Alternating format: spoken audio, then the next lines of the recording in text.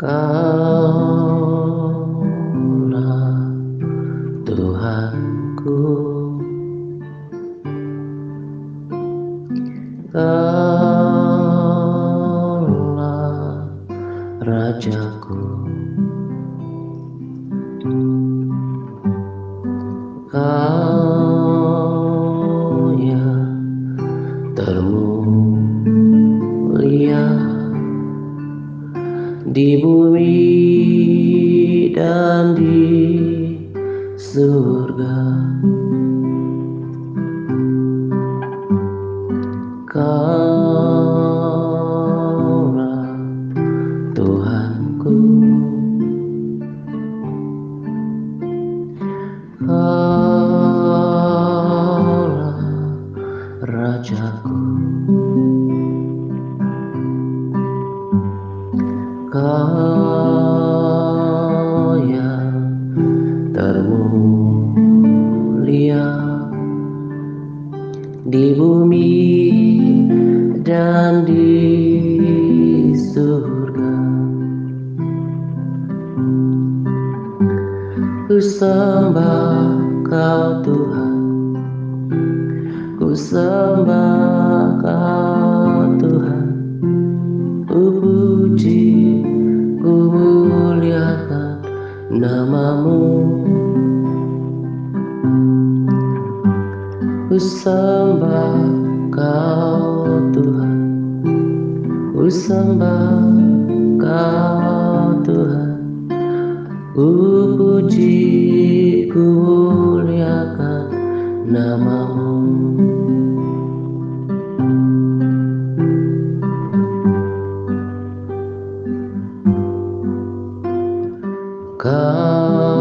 Kaulah Tuhanku,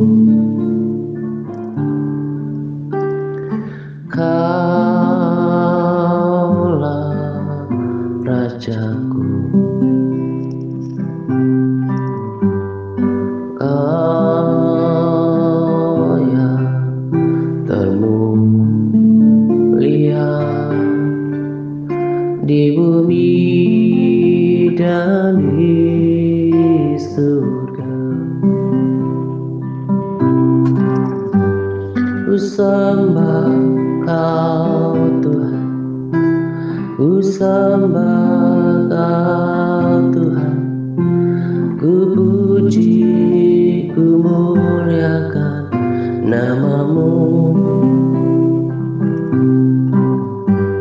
Ku sembah Kau Tuhan, ku sembah Kau Tuhan, ku puji, ku muliakan nama-Mu.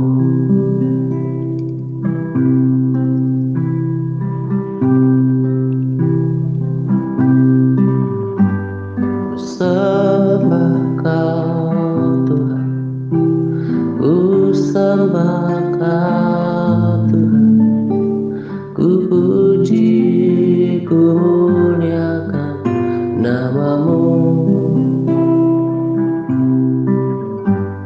Ku sembah Kau Tuhan, ku sembah Kau Tuhan, ku puji, ku muliakan nama-Mu.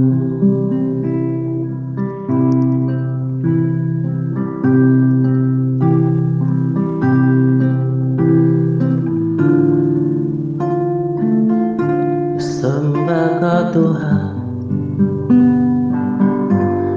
ku muliakan nama-Mu.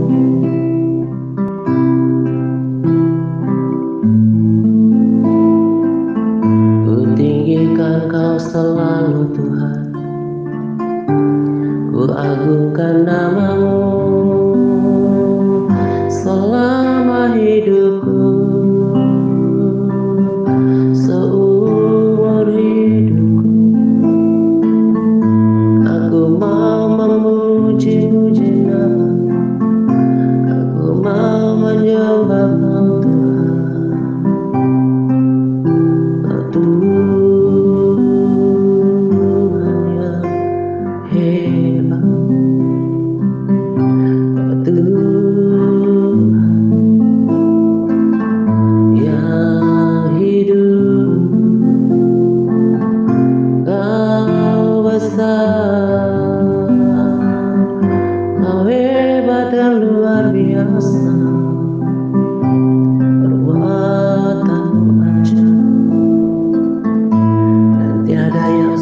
seperti engkau, tiada yang sama seperti engkau.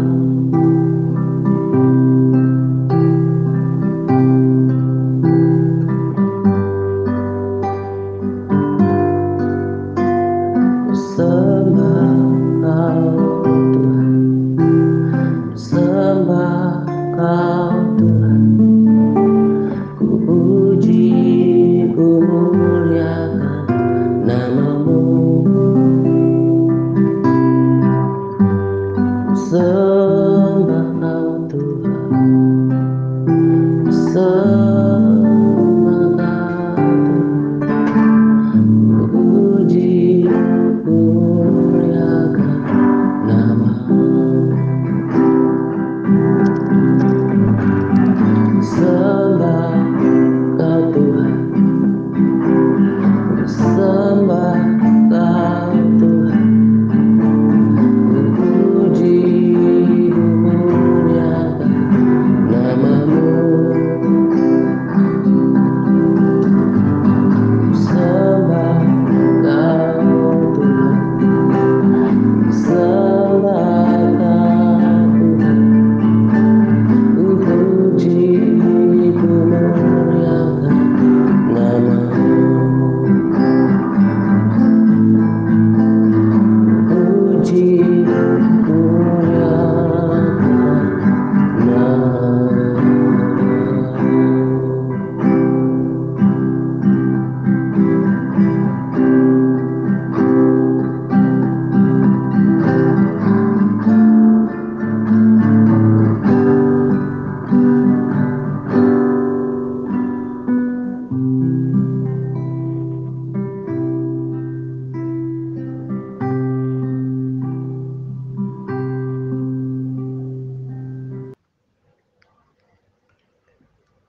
Shalom semuanya, selamat pagi dan salam damai sejahtera untuk kita sekalian. Pada pagi hari ini saya akan berbagi sharing dengan topik pengharapan orang percaya.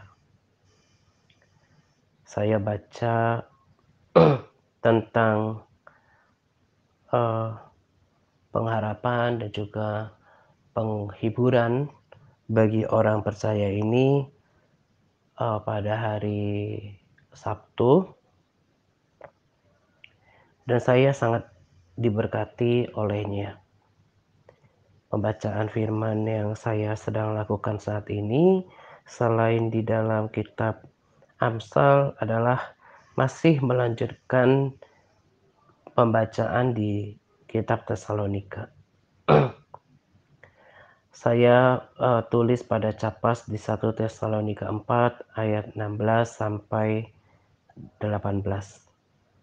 Ayat 16 berkata, sebab pada waktu tanda diberi, yaitu pada waktu penghulu malaikat berseru dan sangkakala Allah berbunyi, maka Tuhan sendiri akan turun dari sorga dan mereka yang mati dalam Kristus akan lebih dahulu bangkit. Ya, sebelum saya lanjutkan, saya perlu adakan penekanan di sini bahwa setiap orang Kristen yang mati, yang meninggal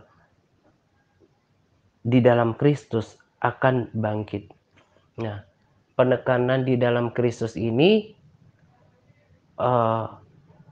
ada penekanan mati di dalam Kristus yang saya pahami memiliki arti yang penting, karena di Matius 7 ayat 21 berkata bahwa bukan setiap orang yang berseru kepadaku Tuhan, Tuhan akan masuk ke dalam kerajaan surga, melainkan dia yang melakukan kehendak Bapakku yang di surga. Nah, jadi gak ada pertentangan antara Matius 7 ayat 21 dengan 1 Tesalonika 4 ayat 16. Nah, jadi mereka yang mati di dalam Kristus itu artinya adalah mereka yang hidup di dalam Tuhan, mereka yang hidup di dalam kebenaran, mereka yang hidup di dalam ketaatan. Gitu ya. Jadi bukan seolah-olah bertentangan Matius 7 ayat 21 yang berkata bahwa bukan setiap orang yang berseru kepada Tuhan yang akan masuk dalam kerajaan surga. Nah, sementara kok di 1 Tesalonika 4 ayat 16 seolah-olah kita orang Kristen yang mati di dalam Kristus akan bangkit, nggak begitu, ya. Jadi mati di dalam Kristus itu memiliki, eee eee, maksud, memiliki pesan tersendiri, memiliki maksud, arti tersendiri, bahwa mati di dalam Kristus adalah mereka yang hidup di dalam Tuhan, mereka yang, bersungguh hati dalam mengikut Tuhan, tentu hidup dalam ketaatan, gitu. Ayat 16 berkata, "Sesudah itu kita yang hidup yang masih tinggal akan diangkat bersama-sama dengan mereka dalam awan menyongsong Tuhan di angkasa. Demikianlah kita akan selama-lamanya bersama-sama dengan Tuhan." Dan saya renungkan ayat firman Tuhan yang luar biasa ini, dan betul-betul menghiburkan hati saya, gitu. Hari hari eee, Sabtu ya, hari Sabtu malam saya salah minum, gitu. Eee, Biasanya ketika buka, eee, puasa, saya,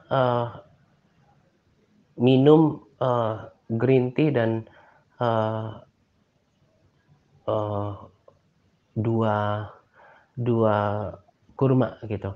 Nah, karena hari Jumat saya, eee, hari Sabtu saya eee, memperpanjang masa puasa, akhirnya saya baru minum, eee, green tea dan juga, eee, kurma ini, setelah jam 2, eee, siang, gitu. Nah, padahal, green tea itu kan memiliki kafein yang cukup tinggi juga. Nah, itulah kenapa saya suka minum ini, karena selain meningkatkan metabolisme tubuh saya, tapi perpaduan antara, eee, green tea dan juga kurma ini cepat sekali memulihkan, tenaga saya, gitu ya. Nah, jadi saya juga baca sih sebuah artikel di waktu yang lalu bahwa sebaiknya minum kopi atau teh yang mengandung kafein itu jangan, melebihi, eee, jam 2 siang, gitu. Nah, bahkan lebih baik, eee, sebelum jam 12, paling baik lagi ya pagi hari kalau memang, eee, ingin minum, gitu. Nah, akhirnya, eee, tidur saya terganggu, gitu. Nah, ya barangkali di dalam, eee, tubuh saya, badan saya ini, si kafein itu masih bereaksi, akhirnya belum bisa membuat terlelap sampai jam 12. Akhirnya saya berpikir udah tanggung, saya akhirnya berdua cuma 1 jam, sampai jam 1, jam 1-an baru kemudian tidur. Dari dulu saya orang yang sangat, eee, sangat, terganggu kalau kekurangan tidur. Jadi badannya pasti nggak bugar, kemudian juga semuanya, eee, berantakan karena kondisi tubuh nggak bugar, ditambah saya itu orangnya, ingin segala sesuatu teratur. Nah, jadi karena di sini di dalam tidur saja udah berantakan, akhirnya cuma punya, tidur 6 jam.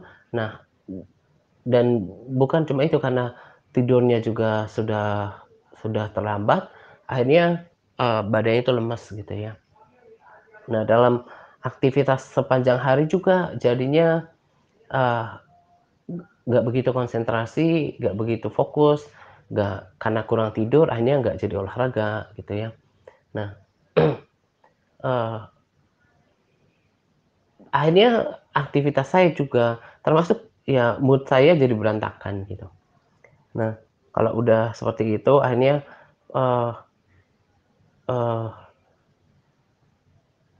berpengaruh pada, eee, ya sukacita saya juga gitu ya.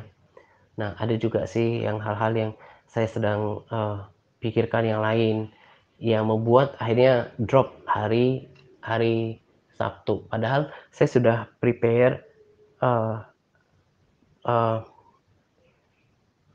tema ini dan juga materinya untuk dibuatkan dalam dalam RSSP untuk hari Senin. Tapi karena keadaannya nggak memungkinkan dan saya nggak mau membuatkan, eee, sharing dalam kondisi yang tidak fit gitu. Akhirnya saya tidak, eee, buatkan rekaman untuk RSSP hari Senin, karena juga saya pikir ada materi dari, hamba Tuhan yang biasa saya bagikan videonya, yang juga bagus untuk kita dengarkan gitu.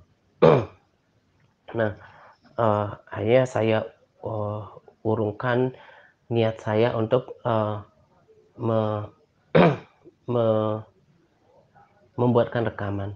Hari Sabtu, terbengkalai, eee, dan kacau, eee, siklus harian, rutinitasnya yang biasa gitu ya.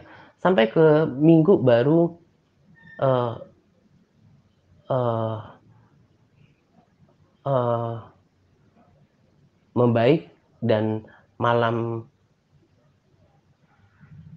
Minggu malam sampai ke Senin pagi baru terbayar tidurnya dan, eee, pulih kembali kekuatannya. Nah, saya dalam kondisi nggak bugar dengan pikiran yang, eee, dalam keadaan yang tertekan gitu, eee, berusaha untuk bangkit, kemudian, berusaha untuk saya harus nggak boleh sampai drop, kemudian juga pelayanan, aktivitas gitu ya. Dalam kondisi yang tidak, fit seperti itu, eee, semangat semangat juga, berpengaruh, semangat hidup. Akhirnya yang tadinya nggak nggak jenuh, jadi rasa jenuhnya itu semakin, eee, jadi semakin kentara gitu ya. Kemudian juga ada kalanya dalam dalam pelayanan, dalam melakukan dalam mengikut Tuhan, itu kita menghadapi masa-masa yang, betul-betul, stuck stuck gitu ya. Eee, Semangat juga, daging mulai teriak itu melulu, kemudian bosen gitu ya, jenuh, lelah gitu ya, daging berontak karena kondisi yang tadi gitu. Dan saya, eee, betul-betul merasa Sabtu Minggu itu nggak produktif gitu. Nah, dalam melakukan semuanya, dalam, eee, ya tadi saya katakan melayani Tuhan, menjalankan hidup yang saya tahu kalau yang saya rasa belum ada breakthrough di dalam, eee, keseharian kita.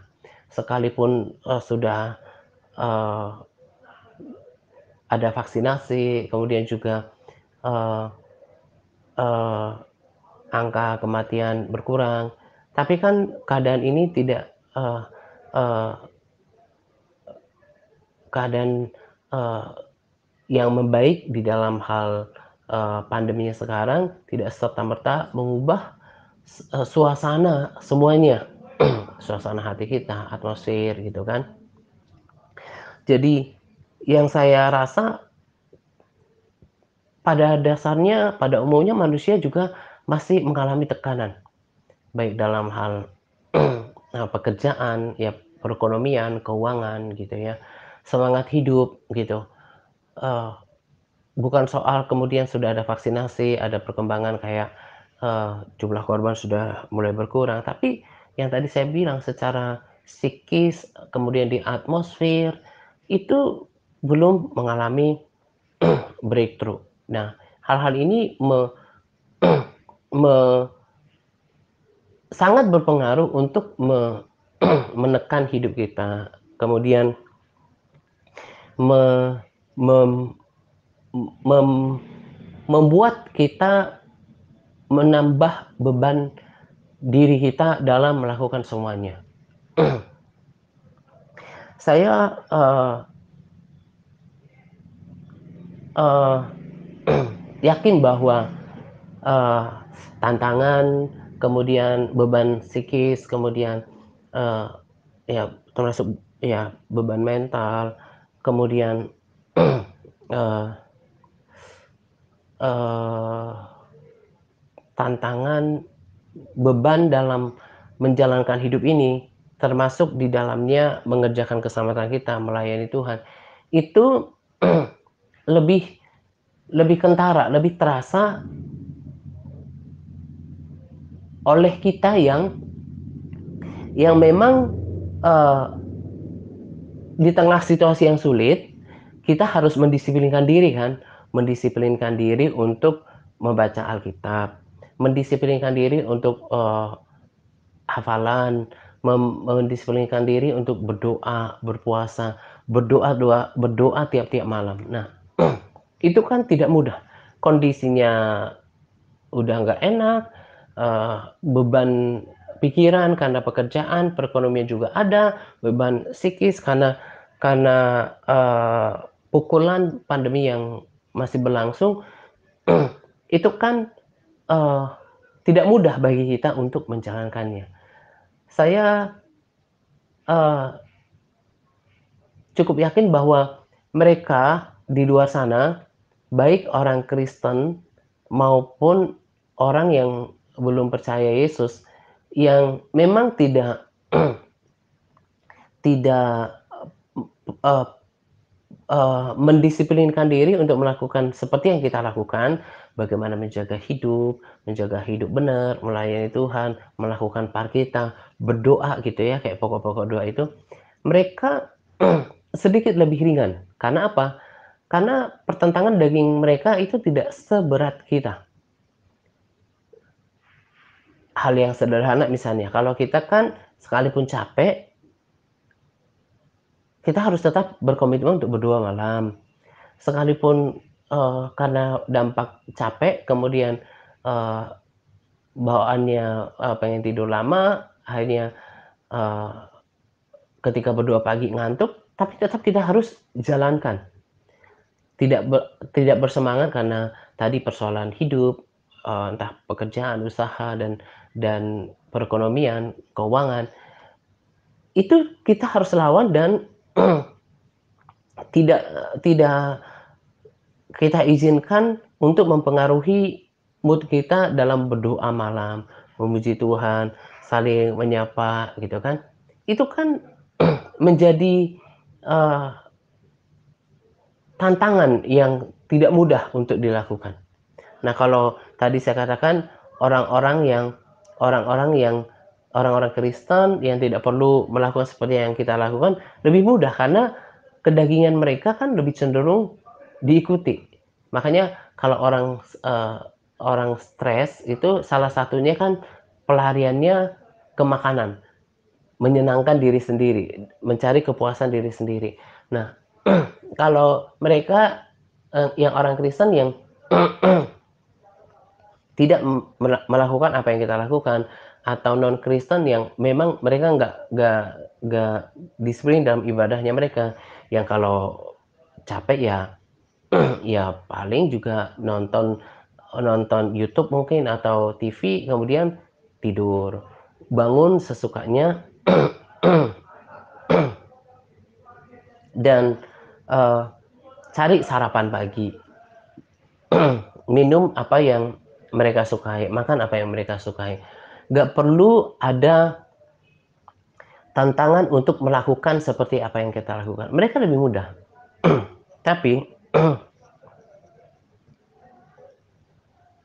ayat firman Tuhan yang akan saya bagikan selanjutnya akan menjadi pengharapan, motivasi, dan penghiburan bagi kita dalam melakukan semuanya. Sekalipun tadi dalam contoh ketika saya mengalami uh, uh, uh, kekacauan dalam siklus harian saya dalam dalam 2 hari Sabtu Minggu, cuma gara-gara awalnya itu nggak tidur, nah semua tuh jadi berantakan. Dalam kondisi seperti itu, kejenuhan berasa lebih kuat, uh, uh, kemudian kebosanan, segala macam tantangan gitu ya. Tapi harus terus maju. Oleh apa? Termasuk tadi ada di antara kita yang sangat dominannya mengalami persoalan hidup, entah keuangan, uh, pekerjaan, usaha gitu ya, kehidupan sehari-hari. Kita harus tetap bergumul, kita harus tetap kita harus tetap berjuang di tengah pergumulan itu.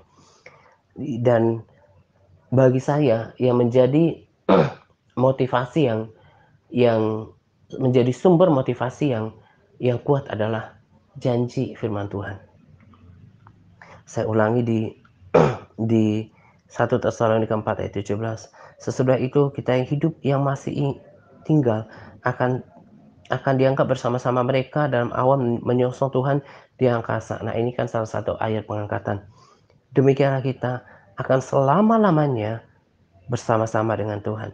Ayat 18, karena itu hiburkanlah seorang akan yang lain dengan perkataan-perkataan ini.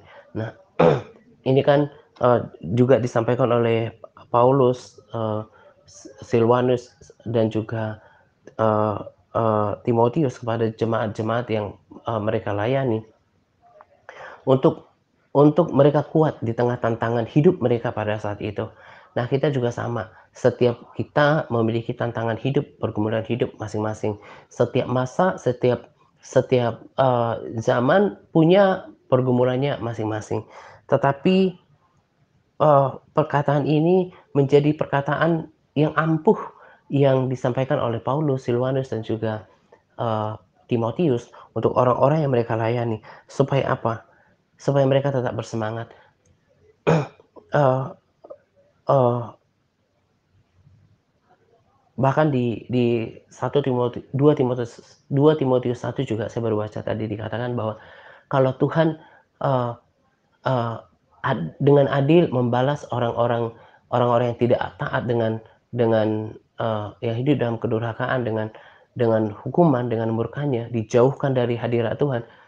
Juga Tuhan punya keadilan kepada kita kalau kita tetap bertahan, tetap bukan cuma bertahan tapi terus maju di tengah tantangan hidup, tetap ikut Tuhan dengan bersemangat, tetap bersukacita, tetap bersyukur, tetap mau berdoa, memuji Tuhan di tengah tantangan hidup yang besar. Maka Tuhan juga dengan keadilannya akan mengupahi kita nanti. Nah, jadi perkataan yang berkuasa ini juga yang saya mau sampaikan pada sharing ini, bahwa ada janji yang kita nantikan di depan dengan ibadah kita, bahwa kita akan selama-lamanya bersama dengan Tuhan. Di Wahyu yang belum lama juga saya tinggalkan pembacaannya, di Wahyu 22 ayat 4, tapi pada siapa saya tulis dari Wahyu 22 ayat 1, 2, 3. Tapi saya hanya bacakan di ayat yang keempat. Dikatakan di sana, dan mereka akan melihat wajahnya, dan namanya akan tertulis di dahi mereka. Jadi, kekristenan kita ini bukanlah uh, uh, kegiatan agama yang kosong. Uh, Kekristenan kita ini bukanlah perjalanan spiritual yang kosong, sebab ada janji. Nanti kita akan melihat wajah Tuhan. Kita akan bertemu muka dengan muka kepada Tuhan dengan wajah yang tidak berselubung. Lalu kita akan tinggal bersama-sama dengan Tuhan. Siapa itu yang akan tinggal bersama dengan Tuhan?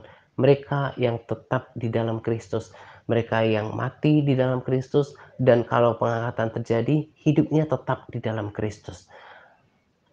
Tetap bersukacita, tetap bersemangat, tidak membiarkan keputusasaan menghentikan semuanya. Kalau kayak tadi kan saya contohkan, cuma di situ aja saya, kurang tidur aja bisa berantakan gitu ya.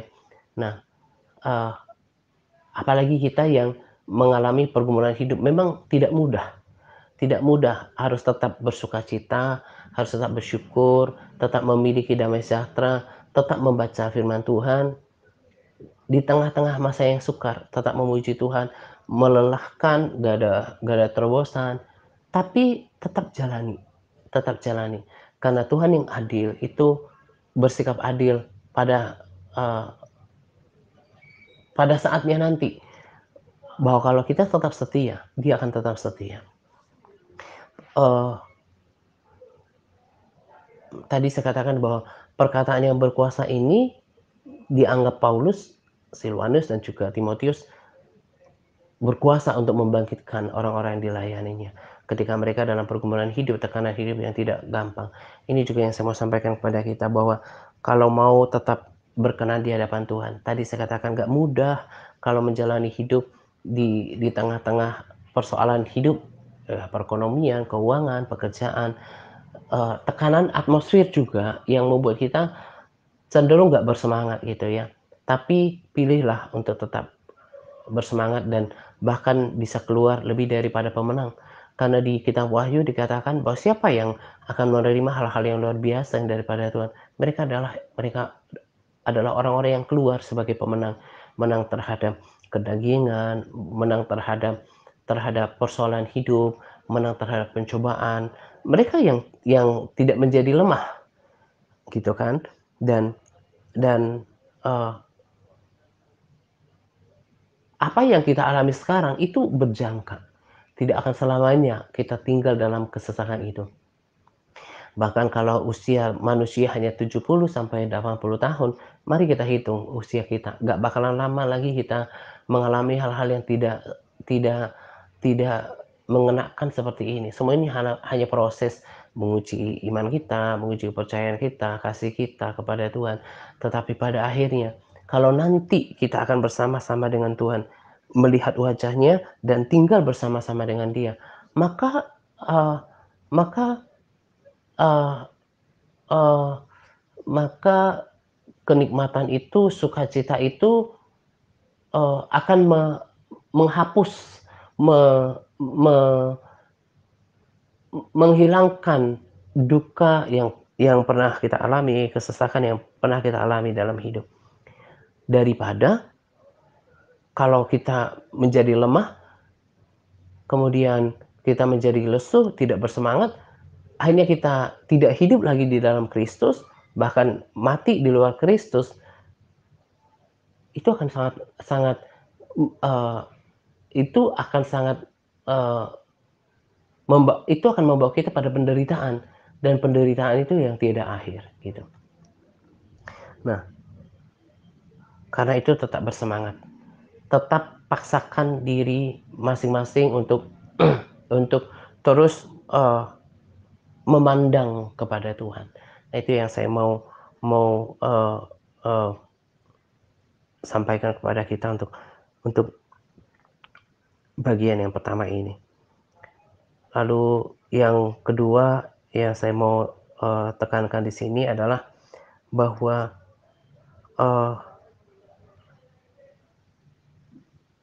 di di Capas bagian pertama nanti dibaca ya, saya juga, eee, tulis bagikan tentang bagaimana kalau kita nanti tinggal bersama Tuhan, suasana yang sangat luar biasa. Nah, eee, tapi di ayat selanjutnya ada juga hal yang perlu kita perhatikan.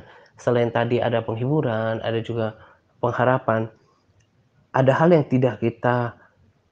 kita tidak boleh lupakan di Wahyu 22 ayat 14. Saya baca dari ayat 20, Wahyu 22 ayat 12. Sesungguhnya aku datang segera dan aku membawa upahku untuk membalaskan kepada setiap orang menurut perbuatannya. Aku adalah Alfa dan Omega, yang pertama dan yang terkemudian, yang awal dan yang akhir. Ayat 14. Berbahagialah mereka yang membasuh jubahnya. Mereka akan memperoleh hak atas pohon-pohon kehidupan dan masuk melalui pintu-pintu gerbang ke dalam kota itu. Nah, pohon-pohon kehidupan yang ada di dalam kerajaan surga, Yerusalem baru, kita akan menikmatinya nanti.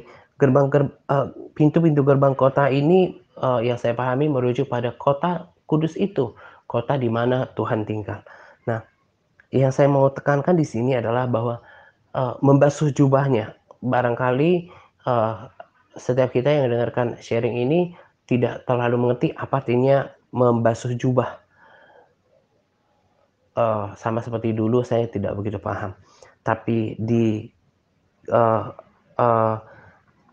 Alkitab versi King James Version yang kita sudah dengarkan dari hamba Tuhan yang suka mengajar kita, berkata bahwa bahasa asli daripada Alkitab yang paling dekat adalah King James Version. Nah, di sini dikatakan, "Blessed are they that do His commandments." Nah, berbahagialah mereka yang membasuh jubahnya. Artinya, berbahagialah mereka, diberkatilah mereka yang melakukan perintah-perintahnya. Commandments itu berarti jamak, boleh diartikan segala perintahnya. Nah, kalau tadi saya sudah bagikan pengharapan, ada janji Tuhan yang luar biasa bahwa nanti kita akan melihat wajah Tuhan. Itu pasti terjadi. Kita akan melihat wajah Tuhan dan kita akan tinggal bersama-sama dengan Dia. Nah, tetapi sebagaimana karakter saya dulu ketika memberikan sharing atau pengajaran terhadap janji Tuhan, entah ya hal-hal yang luar biasa yang Tuhan sudah janjikan dalam firman Tuhan, saya nggak mau menyampaikannya secara uh, secara secara paruhan gitu ya, maksudnya nggak komplit gitu. Karena jangan sampai kita kemudian sangat bersukacita atas janji itu, atas pengharapan itu, tapi pada akhirnya kita nggak mendapatkannya, nggak pernah menikmatinya. Kenapa? Karena kita tidak memiliki pengertian yang lengkap tentang janji firman Tuhan. Sebab setelah ayat itu, janji tentang bahwa kita nanti akan melihat Tuhan, melihat wajah Tuhan, kita akan tinggal bersama-sama dengan kita. Ada ayat yang kita harus perhatikan. Ayat 14 itu, bahwa berbahagia mereka yang membasuh jubahnya. Mereka akan memperoleh hak atas pohon-pohon kehidupan dan masuk melalui pintu gerbang ke dalam kota itu. Mau masuk ke gerbang kota itu, kerajaan surga, Yerusalem baru. Itu siapa mereka? Ada kategorinya. Mereka adalah orang-orang yang melakukan perintah-perintah Tuhan. Di Ibrani 12 ayat 14 berkata, "Berusahalah hidup damai dengan semua orang dan kejarlah kekudusan, sebab tanpa kekudusan tidak seorang pun akan melihat Tuhan." Nah, tadi kan di kitab Wahyu, ayat-ayat yang saya sudah bacakan sebelumnya, bahwa kita akan melihat wajah Tuhan dan kita akan tinggal bersama-sama dengan Dia. Tapi ingat, syaratnya ada. Bukan setiap orang Kristen, tapi yang betul-betul hidup dalam Kristus. Hidup dalam Kristus itu pemahamannya seperti apa lagi? Mereka yang hidup di dalam ketaatan terhadap segala perintah Tuhan. Karena apa? Hanya ketaatan ini yang menyucikan diri kita supaya kudus. Karena kalau hidup kita nggak kudus, kita tidak akan pernah melihat Tuhan. Tanpa kekudusan, tidak seorang pun akan melihat Tuhan. Di Ibrani 12 ayat 14. Nah, kenapa sangat penting? Kenapa sangat penting kita hidup dalam ketaatan? Roma 6 ayat 19 berkata, Aku mengatakan hal ini secara manusia karena kelemahan kamu. Sebab sama seperti kamu telah menyerahkan anggota-anggota tubuhmu menjadi hamba kecemaran dan kedurhakaan yang membawa kamu kepada kedurhakaan, demikian juga kamu harus menyerahkan anggota-anggota tubuhmu menjadi hamba kebenaran yang membawa kamu kepada pengudusan. Jadi, Kalau kita hidup dalam kecemaran, dalam kedurhakaan, maka kita akan berakhir pada kedurhakaan dan penghukuman Tuhan. Sebaliknya, kalau kita mau uh, uh, hidup kita kudus dan berkenan di hadapan Tuhan, berarti kita harus menyerahkan anggota tubuh kita, hidup kita seluruhnya menjadi hamba kebenaran, tunduk kepada kebenaran, tunduk kepada perintah Tuhan. Kemudian oleh sikap penundukan diri inilah, oleh sikap penghambaan diri inilah, oleh sikap yang mau taat inilah yang membuat diri kita menjadi suci. Contoh yang sederhana adalah kalau tadinya orang berkata-kata suka kalau bercanda, kata-kata yang kotor, kata-kata kebun binatang, kata-kata yang cabul. Nah, itu dulu, sebelum dia menghambakan pada kebenaran. Tapi kalau sudah menjadi hamba kebenaran, dia tahu perkataannya adalah perkataan yang baik, yang membangun, yang kudus, jangan yang cemar. Kalau bercanda, bercandalah yang sehat. Kalau marah, nggak usah maki-maki orang, apalagi sampai bawa kebun binatang. Nah, proses ini, proses yang tadinya dia tidak menghambakan diri kepada perintah Tuhan dalam hal perkataan, membuat dia cemar kan, perkataannya cemar. Nah, itu mencemarkan dirinya. Nah, ketika dia kemudian menghambakan diri kepada perintah Tuhan dalam hal perkataan, dia jaga perkataan yang baik, yang benar, yang membangun, perkataan yang kudus, maka dia kudus dalam perkataan. Demikianlah anggota tubuh yang lain, hati, pikiran, dan seluruh hidup kita. Jadi, proses pengudusan itu hanya akan terjadi ketika seseorang menghambakan diri kepada kebenaran atau menjadi pelaku firman Tuhan. Nah, saya tulis pada kesimpulan, jadi kesimpulannya adalah untuk kita layak masuk ke dalam kota Tuhan atau kerajaan Allah atau Yerusalem baru dan menikmati pohon-pohon kehidupan, lalu kemudian tinggal bersama dengan Tuhan, melihat Tuhan gitu ya. Caranya apa? Dengan membasuh jubah kita atau melakukan perintah-perintah Tuhan. Jadi ketaatan total terhadap perintah Allah itu keharusan. Sebab oleh ketaatanlah hidup kita akan mengalami penyucian hari demi hari hingga mencapai kekudusan hidup sebagai syarat untuk layak melihat wajah Tuhan. Tadi saya sudah katakan pengharapan kita dalam ibadah, dalam mengikut Tuhan itu sangat besar. Bahwa nanti kita akan bertemu dengan Tuhan, melihat wajah Tuhan, Tuhan segala Tuhan yang menciptakan segala sesuatu. Kalau kita memiliki kerinduan ingin melihat Tuhan, pasti kerinduan itu menjadi salah satu motivasi buat kita untuk senantiasa ikut Tuhan dengan sungguh-sungguh. Kita akan tinggal bersama-sama dengan Dia. Kita akan menikmati pohon-pohon kehidupan. Kita uh, tidak ada lagi air mata, tidak ada lagi kesusahan, nggak perlu berpikir tentang apapun kecuali sukacita dan sejahtera Tuhan dan hidup memuji menyembah Tuhan. Nah, itu pengharapannya. Karena itu ini harus menjadi motivasi ketika ketika di tengah situasi yang berat dalam menjalankan hidup, melakukan semuanya, bangkitkan dengan motivasi ini dan pahami bahwa untuk masuk ke kota itu, untuk melihat wajah Tuhan, Tuhan Yesus ada di sana, yaitu bahwa kita harus membasuh jubah kita. Harus diingat ini. Itulah kenapa di dalam pelayanan ini selalu saya tekankan bukan cuma janji yang enak, tapi hal-hal yang menyangkut harga, syarat untuk mendapatkan itu semua. Setiap hari kita harus membasuh jubah kita, menyucikan hidup kita dengan ketaatan-ketaatan. Kita sempurnakan ketaatan hari demi hari. Supaya ketaatan ini yang nanti akan membawa hidup kita dari satu level kekudusan kepada level kekudusan yang lebih lagi. Ketaatan ini yang terus menyucikan kita dari tingkat kesucian yang yang semakin berkenan di hadapan Tuhan hari demi hari. Nah, ini kita harus ingat. Bersemangatlah sekalipun di tengah hal yang tidak enak. Ini juga menjadi motivasi bagi diri saya. Kalau saya ikutin daging saya, sebetulnya tidak enak dan saya sungguh nggak sanggup. Tapi firman Tuhan ini menjadi penghiburan bagi saya. Saya nggak mau kehilangan momen itu dan saya melihat wajah Tuhan.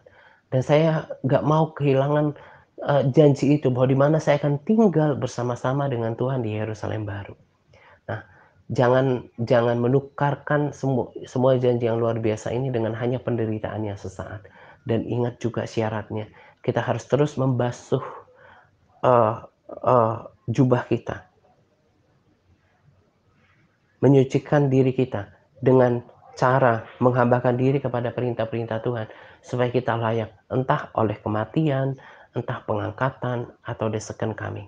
Kita harus pastikan, ini tugas kita, supaya kita layak melihat melihat Tuhan. Kita basuh hati, pikiran, eee, perkataan dan perbuatan kita seturut dengan firman Tuhan.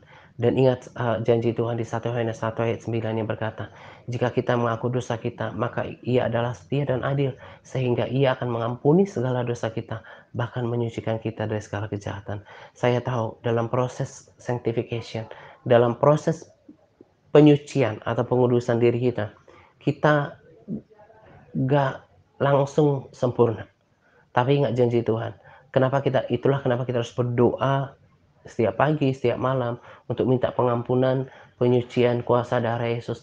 Karena kalau dalam perjalanannya kita sudah lakukan yang terbaik, tapi kita nggak bisa excellent seperti yang Tuhan harapkan. Tapi paling tidak hidup kita tidak berakhir di dalam kesia-siaan. Hidup kita tidak sampai berakhir dalam kengerian neraka. Karena itu berusaha sungguh-sungguh, saya pun seperti itu, dan saya rasakan memang nggak mudah. Ada kalanya kita kalah, tapi kita bersyukur. Mazmur katakan, "Tetapi padamu ada pengampunan." Kalau kita sudah berusaha, kita sudah berjuang, Tuhan lihat hati kita. Makanya setiap hari harus lakukan 2 pertobatan. 2 pertobatan seperti 1 Yohanes 1 ayat 9 tadi, bahwa Tuhan akan mengampuni kita dari segala dosa kita, bahkan menyucikan kita dari segala kejahatan. Kalau kita berbuat dosa, kejahatan, pelanggaran, kesalahan, darah Yesus itu berkuasa untuk menyucikan kita. Sehingga setiap hari kita layak, gak tertuduh dalam proses sanctification, gak tertuduh dalam proses penyucian, pengudusan. Karena si jahat segera untuk menuduh kita. Kita udah tahu firman, mungkin kita salah bicara, salah melihat, salah pikir, salah berbuat. Iblis maunya kita jatuh, tapi Tuhan mau kita terus naik. Sampai kita bahkan mengambil bagian dalam sukacita surga yang besar yang Tuhan sudah sediakan di dalam Yerusalem baru. Nah, tetap ingat janji itu, jangan undur, dan ingat syaratnya, dan jangan tertuduh dalam prosesnya. Karena pada Tuhan ada pengampunan. Yang penting kita tidak mempermainkannya. Kita nggak dengan sengaja. Kalau memang dengan kekuatan kita, kita harus terjatuh, bangkit lagi. Karena janji Tuhan yang luar biasa menanti kita di dalam kerajaan surga. Nah, ini saja yang saya mau bagikan kepada kita. Kiranya terus bersemangat dan pahami, hanya mereka yang ada di dalam Kristus yang layak mendapatkan itu semua. Hidup di dalam Kristus itu berarti hidup di dalam ketaatan, hidup di dalam kebenaran, hidup di dalam pergaulan, persekutuan dengan Tuhan, menjalankan hidupnya, berusaha menjalankan hidupnya seturut dengan kebenaran firman Tuhan. Nah, kiranya apa yang saya bagikan pada kesempatan ini menguatkan kita. Kita bisa belajar bagaimana meraih surga. Alkitab udah kasih tahu kok, basuh jubahnya. Bahasa Inggrisnya yang New, yang King James Version, yang justru yang adalah versi Alkitab yang lebih dekat dengan bahasa aslinya, berkata bahwa mereka yang hanya do His commandments, yang melakukan perintah-perintahnya akan layak ke sana. Kita udah punya iman di dalam Yesus, kita udah punya janji di dalam Yesus. Jangan sampai kemudian janji itu hilang begitu saja karena kita tidak melakukan bagian kita. Setiap hari harus menghambakan diri pada kebenaran, harus membasuh jubah, yang artinya melakukan perintah-perintah Tuhan, menjalankan hidup kita seturut dengan firman Tuhan, dan menghambakan diri atasnya. Tetap bersemangat dan bersukacita, jangan menjadi lemah. Selamat menjelang doa pagi untuk kita sekalian. Semangat berpuasa kepada para sahabat yang terus bersemangat dalam berpuasa. Semangat Tuhan Yesus memberkati kita senantiasa. Amin.